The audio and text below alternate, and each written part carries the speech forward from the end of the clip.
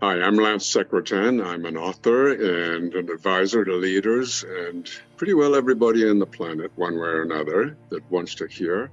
I've written a new book called Reawakening the Human Spirit, and we're going to talk about motivation, talk about leadership, and how both of those are finished and dead and fairly useless, and how we now should focus more on inspiration. We're going to talk about having a purpose in our lives and what that does for us, and we're going to make sure that in the end, the journey we complete leads to a life that's more inspiring than the one we have right now. Welcome back to part 2 of our delicious conversation with Dr. Lance Secretan. He is the author of 24 books. His latest book is Reawakening the Human Spirit. He is a former CEO of Fortune 500 company, university professor, award-winning columnist, and has won all kind of humanitarian awards. He is really, I know this sounds horrible, but he's a living legend, honestly, to be honest. He's taken over from Dame Edna, who was the previous living legend, and now it's Lance Secretan. And in part 1 of the show, we talked about having the boss from hell and what that teaches us or what it can teach us. We talked about how business has dehumanized what our process is. We talked about what HR has become versus what it used to be about, which is about humans. We talked about how business has become military and how we've lost our humanity in the process of it. And it's become, what was the term? Caca de toro. And how we need to re-engage, reawaken our own inspiration so we can inspire others. And we finished up talking about, this idea of why. It's a big subject for me. It's an important subject for me. It's a lot to do with my work around meaning. And we were talking about at the very end how a lot of people think they've found their why, but they've not really found their why at all. They don't actually know what it is because it's an intellectual process. And I said in the beginning of part 2, we're going to come back to that. So let's start right there. From your point of view, Lance, where do people go wrong with looking at the why? They're looking for their why because it's the new trendy thing to do. And so often they just don't get it. Where do you think they go wrong? I think the question misses the point, but let me ask you this. Give me an example of a good why.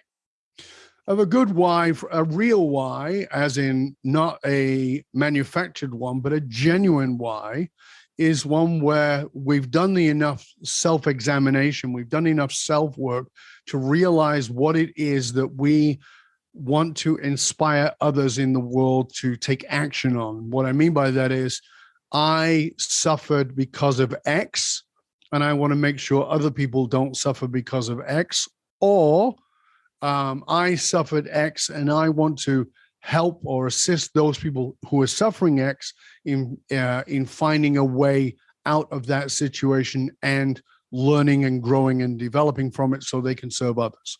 Those to me would be right. A real sense of why. So to me, that sounds like therapy. Sounds like therapy.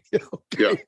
Yeah. I was raised with a dysfunctional family, and I want to be sure that no one else gets to be dysfunctional because that's the way I'm going to repair myself.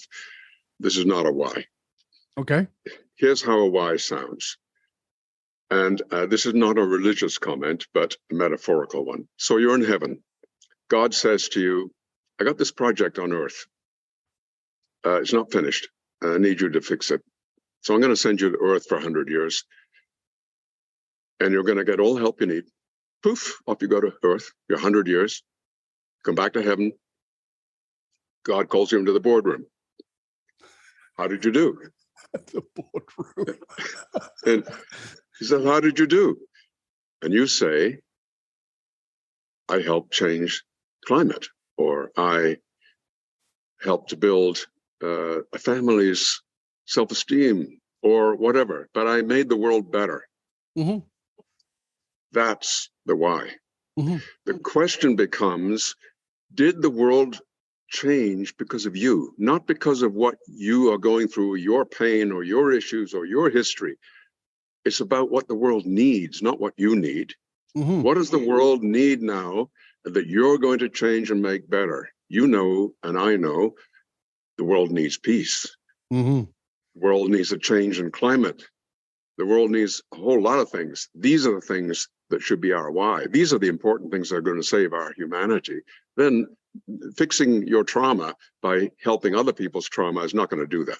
So a real why, somebody like Gandhi, for example, would be more about, we need nonviolence in the world. And we need to change the way we deal with issues and how we negotiate with each other, country to country and people to people and so on. This is my mission in the world.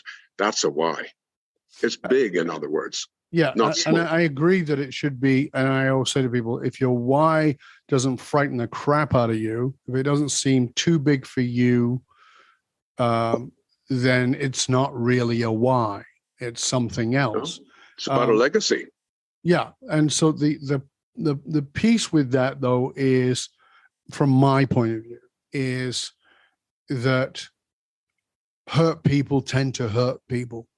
And so, from my point of view, like you said, the world needs more peace. From my point of view, the world needs more of this stuff, more curiosity. Yeah. It needs more curiosity, and it needs more compassion and empathy and love.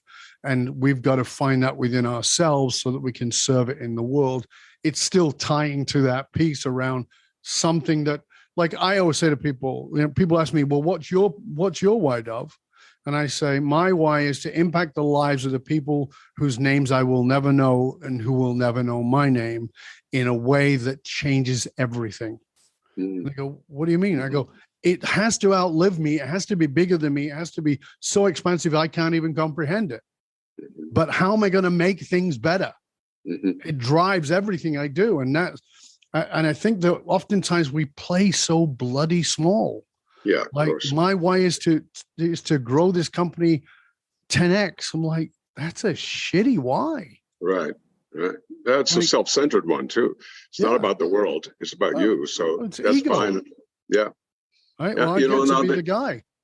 The other thing that we've talked about before, but this is a passionate concept for me, is that the reason leadership is broken, and you probably will never invite me back on your show again for saying this, but leadership is obsolete, because honestly, we can't even describe it.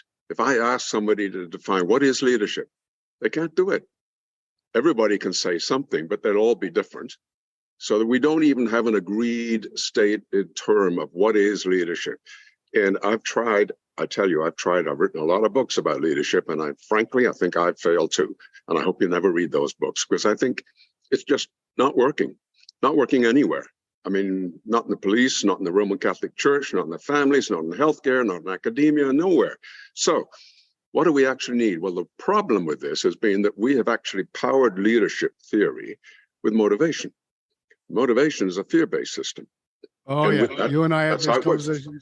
I love this. And you talked earlier about HR. HR is the police person for motivation. Yeah. Think about it. All compensation plans have attached to them rewards or punishments. Yep. This is a sophisticated version of Pavlov. We just use fancy words now, but basically it's the same thing. I ring a bell, you salivate. So I'll send you to Hawaii if you win the sales contest, and I'll fire you if you don't sell. That's it. That's motivation. That's wearing us out. And that's where leadership has been positioned, based on that foundation.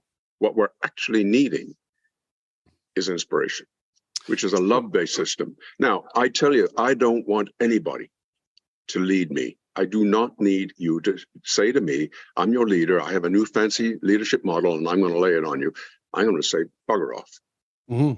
So I don't need that.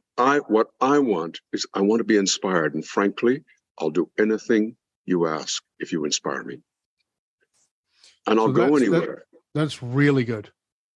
You and I talked about this before, because I've written pieces on it. I know you've written a lot on it, which is that motivation is nothing more than a carrot and a stick. And that works, but it only works because it's fear-based. It doesn't actually inspire anybody in any real way. And that the inspiration in spiritus, in spirit, in the soul of who we are, is, let me find out what will you tell me what will move you in spiritus, what will pull your spirit forward, what will drive you, that isn't a slap or a stick, or some reward that is just not going to work for us. But it does work for us in the short term because we're trained that way. But that's not, as you said, that is the framework of leadership as we know it, but it's not what leadership is actually about. So if we're going to say, okay, we take away the word leader or leadership, what do we put in its place? Inspiration. So I'm chief inspirational officer. Absolutely. And there are people with those titles. Yep. And, we need to understand here that the very thing we were talking about in the first episode is about people going back to work or back to the office and so on. Wrong questions. Ask the employee, what would inspire you? If coming back to the office 7 days a week or 5 days a week is inspiring for you, go for it. I'll make an office for you. But if it's not, and you would rather wake up in the morning at 8 o'clock and go running and then sit down and work for 3 hours and then take your dog for a walk and then have lunch with your honey and then take the afternoon off and go skiing and then in the evening work till midnight, fine. Whatever works as long as you get it all delivered. I don't care, and I'll make that happen for you. And I'll even pay for your ski lessons if you want, to make it work for you. That's what we should be doing. That's inspiration.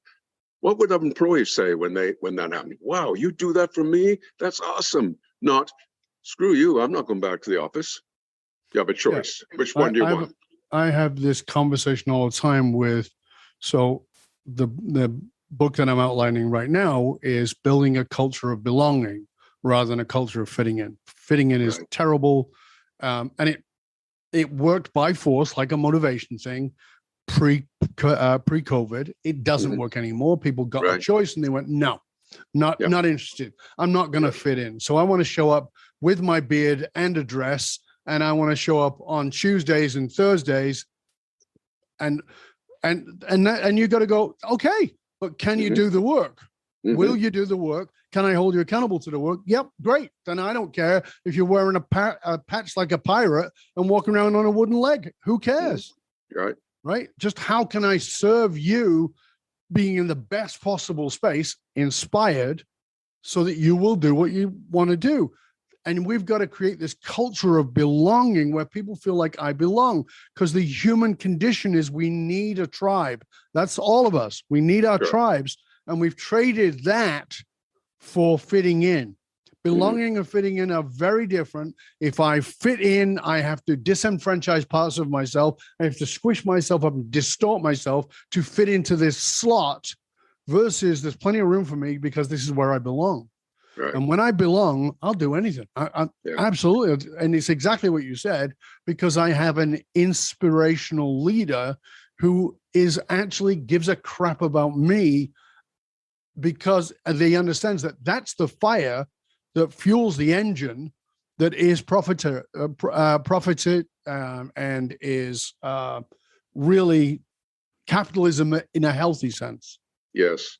Well, as we said in part one, we talked about the foundational ideas in this book. And, the move from motivation to inspiration is a part of that. Understanding how we actually function together is also a part of that. So we need to really rethink much of this sort of history that we've had, because we're in a groove, in a rut, and we follow that. Shallow grave. Yeah. And frankly, I remember when I was teaching MBA students, for example, and they gave me all these books to read and to teach from. This is a joke. This is how my writing history started. Back in the 80s, I couldn't find a book that resembled what I'd been doing for 14 years as a CEO. And I was supposed to be teaching CEO-ship, to MBA students. And I got to write my own book because this is baloney, caca de toro. Too much of this stuff around.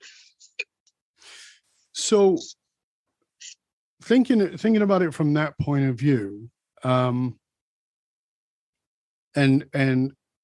somebody who is in let's say they're in a leadership role, but they're not the leader, because part of the challenge that I see, and I know you probably don't deal with it as much because you're in an upper echelon, But what I mean by it is that oftentimes you're dealing with a leader who is being led, who is being led, who is being led. You know, there's that 4 or 5 levels up there.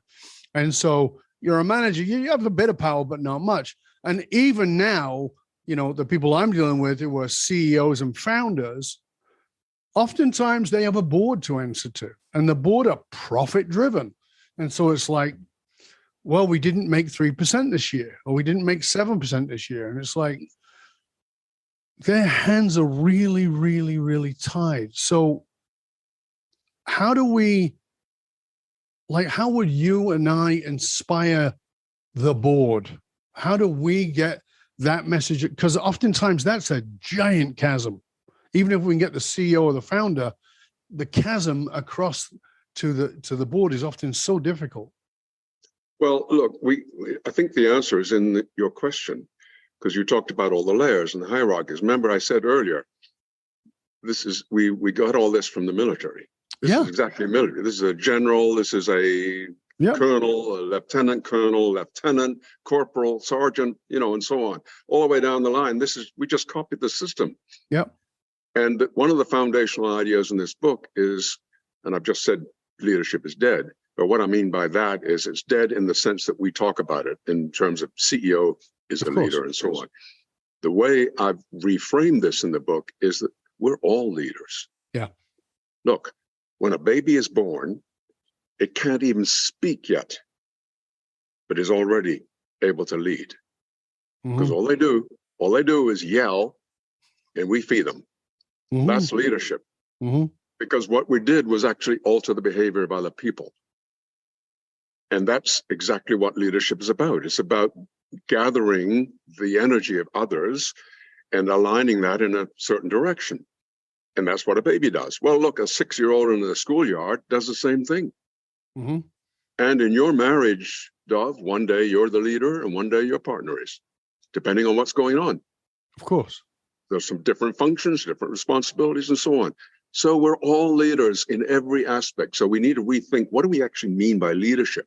What we actually mean is we're showing guidance, we're coaching, we're teaching, but we're not necessarily directing in a military sense. That's autocratic leadership. That's a different idea altogether. And how long would you get away with that with your wife? Now, here's the other thing about this. My wife? You know, at work. That's funny. I know, but at work we do things that you'd never do elsewhere. Like, we're ruthless. We don't do that at home. We want to destroy the competition. You wouldn't do that at home either. And you used a word earlier, which is like bing, bing, bing, bing for me, which is accountable. We're going to hold you accountable. Would you hold your wife accountable? That's a horrible term. We do that all the time in business. That's how we alienate people. But the day you sit down with your wife and you say to her, I'm holding you accountable for this, is probably the last conversation you're going to have with her. Right? So let's go to that for a minute, because you said, you know, letting people do whatever they need to do in order to get it done, but they don't get it done. Well, then, you know, they're not inspired, because they will get it done if they're inspired, or they don't have the tools and the training and the skills necessary. Well, okay, you know, I mean, one of the questions we always ask when things go wrong, like when we have someone die, or when a crisis like that happens, or an employee doesn't function, what's the lesson? That's the question to ask. What's the lesson? And the lesson here is there's something missing for this employee. It's not their fault. Right. What do you need to do to change this? Yeah. I mean, one of the things, I was just dealing with a company around this with somebody they had, and they had to let this person go. And I was like, it's good. It's a good thing. And I said, the only question is, did you do everything you possibly could to facilitate this person being at their best all the time? And the answer was yes, but as far as we knew, right? And they said, as far as we knew, and you know, I have a process that they walk their people through, and to, you know, to try and elicit that in spiritus, like, and this is a person who just wasn't inspired to be at work because there was a large chunk of change waiting for them at any point in time. So they were driven by money. okay, the primary value is money. And, so it's okay. Like I think that part of understanding inspiration is also understanding that I have to give you the freedom for you to go. I have to give you the freedom for you to find what sets your soul on fire, even if it's not here. And that's one of the things that I loved about Tony Hsieh's company was let us pay for you to go somewhere else. Yeah. Let us inspire you into your journey rather than inspiring you into our outcomes. Right. Absolutely. Yeah. You have a community, you have a great community, and now that's online, and you've also got a set of cards. Tell us about that, because it's kind of different. Yeah, it's cool. 2002, I wrote a book called Spirit at Work, which was a physical book with physical cards, 77 of them. These 77 cards are the words we use in our work, which we call higher ground leadership. So and they're called Spirit at Work cards. Mm-hmm. So then when the pandemic came along, we said, well, gee, we need to convert this into an app. And so we built an app, and it's a really fabulous app. It's just actually this week, it's got the finishing touches. So it's 2.0 version now, and available on Android and Apple Store. And it's free. There is an upgrade you can pay for, but there's a free version. Mm-hmm. And you shake the phone, and it chooses a card randomly. And you can tap it, and it flips around, and you can see the meaning of that card. There are all kinds of other things you can do. There's videos, there's download, there's an ebook all on the app, all included in the app.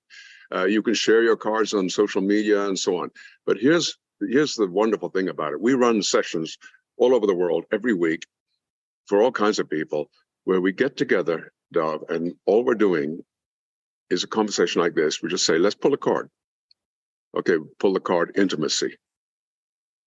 Okay, what does intimacy mean? Now, think of this. If I were to say, Dov, you and I need to talk about intimacy, you would say, what? That's sort of strange. I've never been asked about that before. But if I shake the phone and I choose intimacy, look what the card did. It's not me. It's random. It's random. Right. It gets me off the hook, right?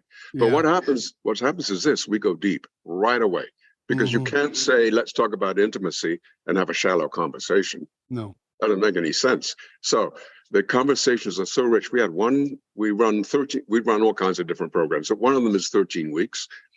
And 13 weeks at the beginning, we had a company that had the worst year in their history. 13 weeks later, they're having the best year in their history. And all we'd ever done was shake cards together. Oh, and what happened is they got to know each other, you see? Yes.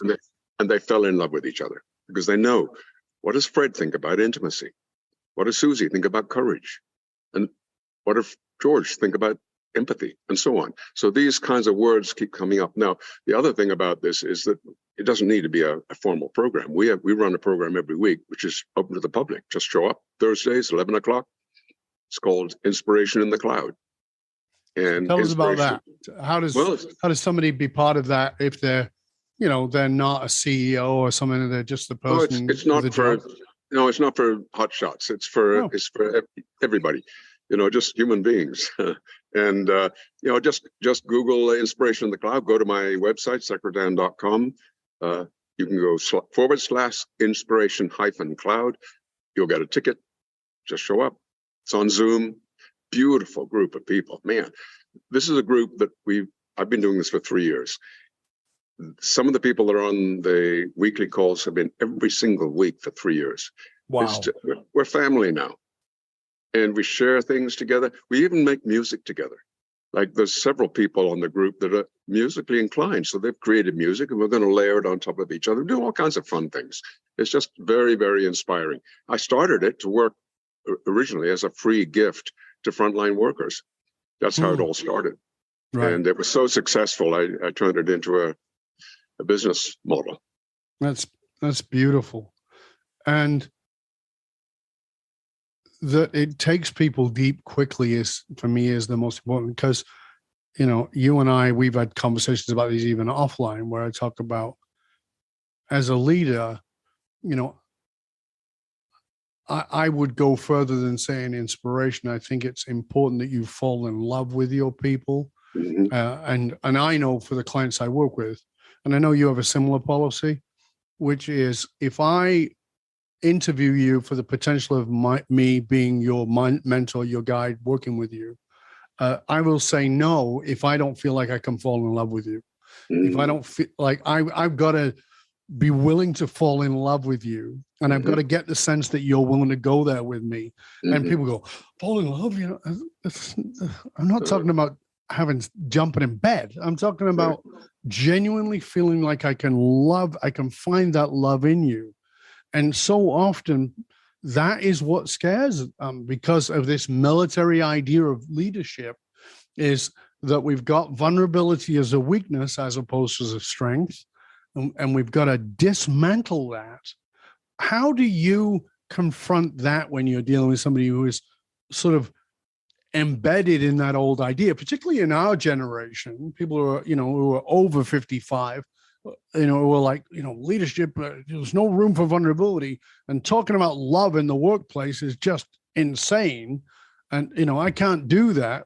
How do you bring them forward? Well, there's one way. There's lots of ways, but one way is, and I'll practice on you. Okay. So, Dov, do you want more fear and competition in your life? Oh yeah, no. Okay. Do you want more love in your life? Always. Okay. Did somebody say you can't do that at work? Are you saying I want more love in my life except at work? This is goofy. It doesn't make any human sense. Right. Of course, you want more love in your life. So does your boss. So does your employee. So does your colleague. So does everybody you work for. Vendors, government regulators, everybody. They're all human beings. They want more love in their life too. Give it to them. Mm-hmm. Yeah. It's logical, isn't it? I mean, it is. Frankly, I've done this when I'm in conferences, and I ask 3,000 people, hold your hand up if you want more competition or fear. Nobody puts their hand up. Hold your hand up if you want more love in your life. Everybody does. Well, then why aren't you doing it? Right. What is not rocket science? You just answered your own question. Get on with it. But it is rocket science for some people. It's so it's such a stretch for some people because we're so conditioned since the industrial age of this work is for work. Like you and I talked about on the last time I interviewed, you're like Wurzel Gummidge, you put your work head on and you take your work head off and you put your home head on. I mean, that's not how we work, but it's kind of the mentality we operate on. No, it is. It is the world we live in, but that's the opportunity for people like you and me is to change that. And to change it everywhere, not just in our workplaces, but for example, I don't know whether you do the same thing, but when I'm in a supermarket, for example, and I'm checking out, one of the things I do, I always make sure I can read the name of the name tag, of the person and use it, because the sweetest sound in any language is the sound of a person's own name. And I say to them, how are you doing today? You having a good day? Is there anything I can do for you? You're doing lots of things for me right now. Is there anything I can do for you? Like, would you like a coffee? I can run out and get one for you if you like. I mean, how many people do this? Yeah. This is just being a civilized human being, sharing some love with another person. You don't even know this person, but you made their day. What I love about this is watch their face. Yeah. Watch their face light up. Yeah. God, some human being just spoke to me instead of all these robots that go by me one after another. They don't even care who I am. I do very similar things, and I have gotten in trouble for it. And I always say I'm willing to get in trouble for it. Honestly, I'm willing to get canceled for it. But I'll stand in the supermarket and the girl serving me, and I go, "Wow, you have beautiful eyes." Mm-hmm. Yeah. And you're not allowed to say that. And I go, "You have very beautiful eyes." And I'll say, and if my missus is with me, I'll go, "Doesn't she have beautiful eyes?" Right. Just insurance policy. Absolutely. Yeah. But my wife will say, "Yeah, you have really beautiful eyes." Yeah. Right. Because I know that because there's hyper vigilance of, we need to be offended by something. And, maybe I'm hitting on you, you know what? I'll say the same thing to the bloke and I'm not gay. It's got nothing to do with that. It's just I'm acknowledging your humanity. I'm acknowledging you as a presence, as opposed to this machine who is running things past the scanner. Right. Like if I wanted that, I'd go through the self-serve. Right. Right. It's like, yeah. Well, we have to do it in an elegant and respectful way, of course. Yeah. And there are some things you can't do or can't say. Nice eyes. Yeah, really. Delicious. You creepy old man. Yeah, what are you doing tonight? Yeah, exactly. Right. Would you like to come for a sandwich? Yeah, really. We don't want to do the creepy old man thing. No. You must have done this before, Dob. But, I'll give you another example. My wife, many years ago, probably 10 years ago, said to me, you probably should stop saying that. And I said, why? And she goes, because people don't understand. And I go, not my problem. Because being originally a Brit from Australia, I still call people love. Right? And I go, oh, thanks, love. And she goes, that's people are going to get offended by that. And like, if you're offended by me calling you the word love, your problem is much bigger than me. Right. Right. I'm actually showing appreciation towards you. Humanity. Right. And that, like for me, when you say leadership is broken, like that's the first place I go is like, we've lost that humanity. We've lost that love, that caring. And oftentimes, as you said, that's in the smallest validation of that human being. Just the smallest acknowledgement. We have a little coin. It's called the Inspire Change. And it's a little play on words. And it's a little gold. It's not gold, but it looks like gold coin. And on the one side, it says, thank you for inspiring me and making my day. And on the other side, it says, keep this trophy, this tribute, for as long as you wish. And when you're ready, share it with someone else. We give lots of forward principle. Yeah, we give lots of those away. And, when I'm in a situation like in an airport and I get bumped up to business class and I hand one of these coins, it's like they just won the lottery. And it was just a Mickey Mouse coin, that's all. But it's got so much power and energy behind it of humanity that it makes such a huge impact. They're dancing after that. Yeah. It's so, you think about it, everything you've talked about can be kind of boiled down to, let's just be more human with each other. And love each other. Let's give more honoring of the human spirit in front of us, as your book says, right? Yes. Reawaken, because we've gone to sleep. We've gone to sleep. We need to reawaken. The idea that, for instance, we live in a world where a country says, I think you should be part of our country, so we're going to invade you. That doesn't make any sense when you think about, does this inspire people? Who's inspired here? Well, this doesn't seem to be anybody. The guy leading Russia might be inspired by it, but I'm not sure that anybody else is. I don't think so. No. Yeah. Lance, it is always a pleasure and honor, sir. Thank you so much. I want to give you a chance to just sort of, I'm going to ask you to tell people where they can find out more about you again. But before we do that, because I know you're filled with these nuggets, one practical step that people can do, preferably in the next 5 minutes, but certainly within the next 24 hours, that they could take this and reawaken their own human spirit or the human spirit of another. Well, one of the things we've already talked about, but I'll mention it again, is the Spirit at Work cards.